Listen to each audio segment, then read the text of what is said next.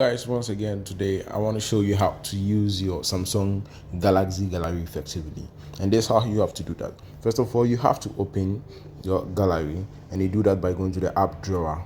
Okay, so when you open the gallery, this is what you have to do. You could see that my app gallery is having many pictures, as in the multiple pictures, or you could see there are a lot of pictures on the screen as you are seeing than the normal default settings that Samsung always have. And this is how I did that. I used my two fingers, which is the index finger and then finger next to the index finger.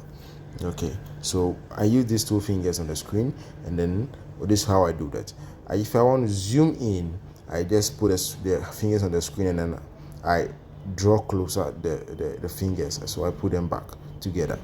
Then if I want to zoom out, I put them on the screen and I try to bring each other far away from, as in the fingers, I try to widen them up, and that's how I get this that's how I get this kind of screen, by doing this the opposite way.